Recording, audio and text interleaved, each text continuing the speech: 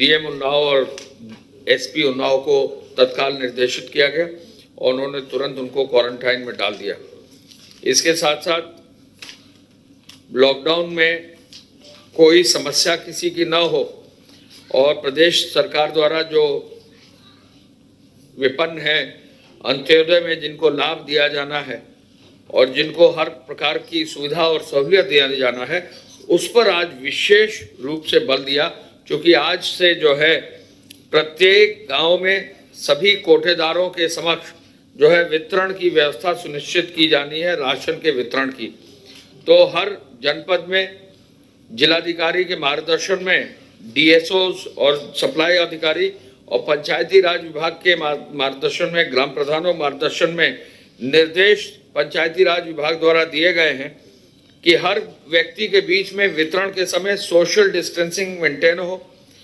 Ration की दुकान पर 5 लोगों से ज़्यादा इकट्ठा ना हो, कोशिश ये रहे कि 1 मीटर की दूरी से जो है बनाए रखा जाए, दुकानदार और जो भी लोग आए वो अपना मुंह ढक कर रखें और वहाँ पर जो है हाथ धोने की व्यवस्था, पानी से हाथ धोने की व्यवस्था और हैंड सैनिटाइजर भी अगर हो तो इसकी व्यवस्था जो है की जाए। आपने देखा होगा कि बहुत सारी फोटोज हमने मीडिया ग्रुप्स में डाली है और बहुत सारे चैनल्स ने कवर भी किया है, तो हम इस पर विशेष बल देना चाहेंगे कि बहुत अधिक मात्रा में, चूँकि कोटे का जो है वितरण हो रहा है, तो ऐसे में बहुत अधिक मात्रा में जो जगह जगह जो है राशन की दुकानों में कार्य हो रहा है, उसको सफल बनाने के लिए हम आप लोगों के माध्यम से आम जन के लिए और ग्रामीण क्षेत्रों में जो काम हो रहा है उनके लिए जो है रिक्वेस्ट करना चाहेंगे कि वो अधिक से अधिक लोग जो है वहाँ सामने आए और उनका वितरण सुनिश्चित करें। अभी तक जो हम लोगों की फिगर्स आई हैं, मैं बताना चाहूँगा कि सब जितने कुल कार्ड्स हैं,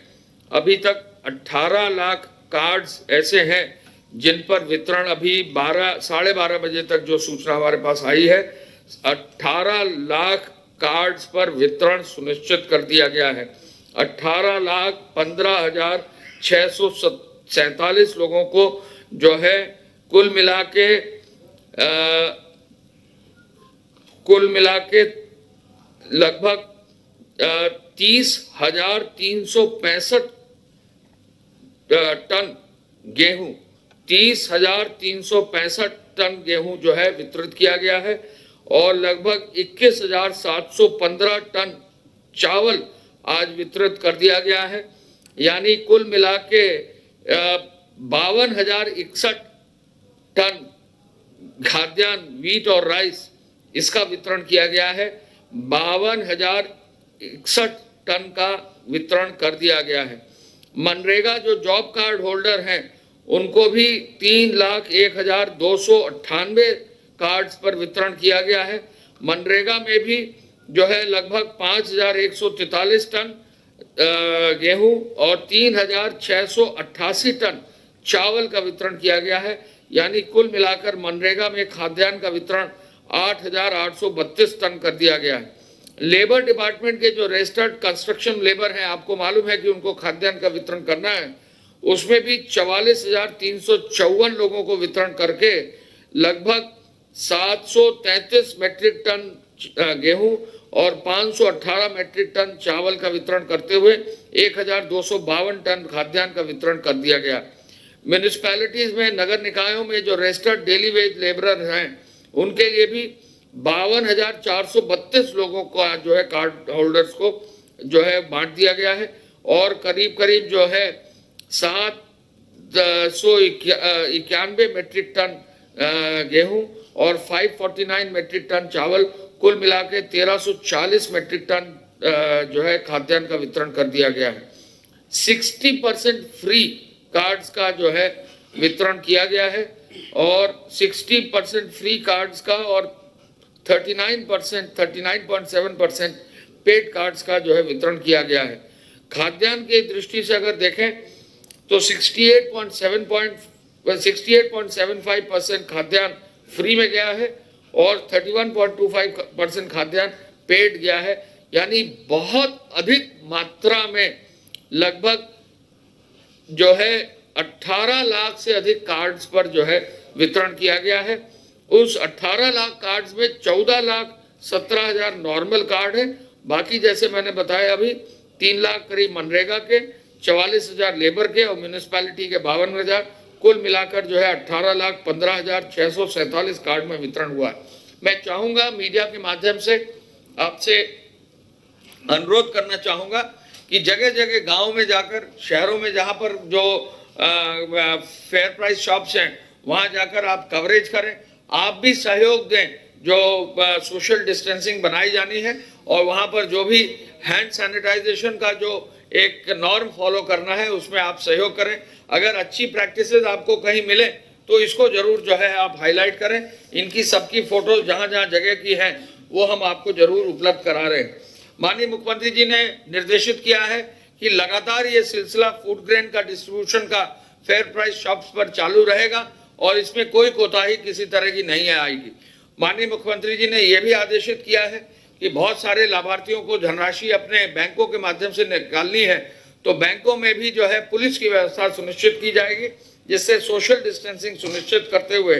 आगे की कार्रवाई की जाएगी। एक नया आदेश और सुझाव माननीय मुख्यमंत्री जी द्वारा स्वयं ही दिया गया है, वो यह है कि सैनिटाइजेशन और फॉगिंग की व्यवस्था फायर ब्रिगेड की गाड़ियों से भी किया जाए। तो ये फायर डिपार्टमेंट को आज ही हम आदेश दे रहे हैं कि कुछ जनपदों में जहां फायर की गाड़ियां अवेलेबल हैं और फायर के प्रोटेक्शन के लिए जो है हम सुविधा अलग से दे ही सकते हैं, तो ऐसे में कुछ फायर ब्रिगेड की गाड़ियों से भी जो है फॉगिंग की व्यवस्था दवा डाल के की जाए और ये प्रक्रिया भी हम कोशिश करेंगे कि कल तक इसको शुरू कर दिया जाए। गेहूं खरीद के बारे में एक बहुत ही महत्वपूर्ण निर्णय आज लिया गया है। गेहूं की चूंकि कटाई शुरू हो गई है तो 15 अप्रैल से मंडियों में जो है सोशल डिस्टेंसिंग मेंटेन करते हुए मंडियों में गेहूं की खरीद जो है शुरू हो जाएगी और इसके लिए जो भी खरीद की एजेंसीज हैं उनको निर्देशित कर दिया गया है कि वो हर हालत में जो है गेहूं खरीद के लिए तैयारी कर लें, बोरे की व्यवस्था कर लें, वहां पर मंडियों में जहां जहां उनकी शॉप्स लगती हैं वो उसकी व्यवस्था कर लें, जो इसके अलावा धनराशि की आवश्यकता है वो कर लें। एक बहुत महत्वपूर्ण बिंदु आपके संज्ञान में डालना चाहूंगा, माननीय मुख्यमंत्री जी ने ये कहा है कि प्रत्येक सरकारी कर्मचारी का हर हालत में उसकी तनख्वाह जो है 1 अप्रैल के बाद मार्च की तनख्वाह चली जाती है, वो धनराशि दे दी जाए। आपके संज्ञान में है कि कुछ प्रदेशों में तनख्वाह की कटौती करके डेफरमेंट किया गया है। हमारे यहाँ उत्तर प्रदेश सरकार में माननीय मुख्यमंत्री जी के मार्गदर्शन में किसी भी एक आदमी का राज्य सरकार की ओर से उनकी धनराशि जो दी जाती है तनख्वाह की, उसकी कोई कटौती नहीं की गई या डेफरमेंट नहीं किया गया है। ये बहुत बड़ा चैलेंज है हमारे प्रदेश की अर्थव्यवस्था को मजबूत रखने के लिए। जो माननीय मुख्यमंत्री जी ने, जो प्रदेश सरकार ने पिछले 3 साल में कदम उठाए हैं, जो रेवेन्यूज बढ़ाए हैं, उसका ही कारण है कि 31 मार्च में एक भी बिल जो है पेंडिंग नहीं रहा और कई प्रदेशों में जहां डेफरमेंट ऑफ तनख्वाह की गई है ऐसा हमारे प्रदेश में नहीं हुआ है। ये देखते हुए माननीय मुख्यमंत्री जी ने यह भी आदेश किया कि जब हम प्राइवेट एजेंसीज को ही कह रहे हैं कि आप हमारे सभी लोगों की तनख्वाह बांटे, तो राज्य सरकार का भी दायित्व है कि बिना एक दिन का डिले किए वो तनख्वाह का वितरण सुनिश्चित करें। और ये एक बहुत ही महत्वपूर्ण चीज है जो पूरे देश में हाईलाइट करने की जरूरत है कि उत्तर प्रदेश सरकार ने अपनी किसी भी एक भी कर्मचारी की एक भी तनख्वाह में से कहीं भी कटौती नहीं की है और वित्तीय स्थिति प्रदेश सरकार की मजबूत है। और यही कारण है कि वित्तीय वर्ष पूरा भी किया गया है और नए वित्तीय वर्ष में जो तनख्वाह दी जानी होती है 31 मार्च की, उसकी भी व्यवस्था कर दी गई है। हम आपको ये भी आप बताना चाहेंगे कि जो गृह विभाग के माध्यम से, पुलिस विभाग के माध्यम से जो FIR लॉकडाउन की जो है कार्रवाई की जानी होती है, तो लगभग 6,594 FIR दर्ज की गई हैं और 20,581 लोगों को उसमें बुक किया गया है। आगे इसी एक्ट में कहीं जो है कालाबाजारी ना हो, कहीं जमाखोरी ना हो। 58 FIR जो है 94 लोगों के विरुद्ध की गई है। तो ये प्रक्रिया भी तेजी से चल रही है और आपने देखा होगा कल लखनऊ में भी बहुत सख्ती की गई है, गाड़ियों के मूवमेंट में सख्ती की गई है और अब तक जो है कुल मिलाकर 5,261 चेक पोस्ट और बैरियर स्थापित किए गए हैं। 8,16,000 गाड़ियों की चेकिंग की गई है और कुल मिलाकर 3,43,00,000 रुपया चालान के रूप में भी जमा किया गया है। ये भी एक बहुत महत्वपूर्ण कार्य है कि अब गाड़ियों का मूवमेंट जो है रेस्ट्रिक्टेड रहे और किसी भी रूप में जो है उसमें कहीं कोई दिक्कत नहीं आए। सामान्य कार्य के लिए किसी भी जगह माल जाने के लिए कहीं कोई रोक नहीं है। ट्रक और छोटे वाहन माल अगर ले जा रहे हैं तो उनमें कहीं भी रोक नहीं है, किसी भी तरह का माल जो है रोका नहीं जाएगा। लेकिन एक चीज जो देखने में आई है, जो हम आपके माध्यम से, मीडिया के माध्यम से बताना चाहेंगे, कुछ जगहों पर कुछ ड्राइवर्स जो है खाली गाड़ी में या फिर माल वाली गाड़ी में कुछ दो चार लोगों को भरकर ट्रांसपोर्ट करने की कोशिश कर रहे हैं। ऐसा वो ना करें। ऐसे गाड़ी चालक जो अनावश्यक रूप से जो है लोगों को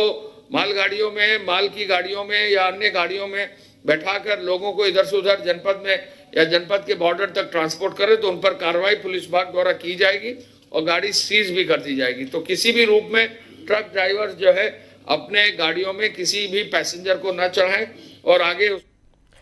दिशा निर्देशों की जानकारी यहाँ पर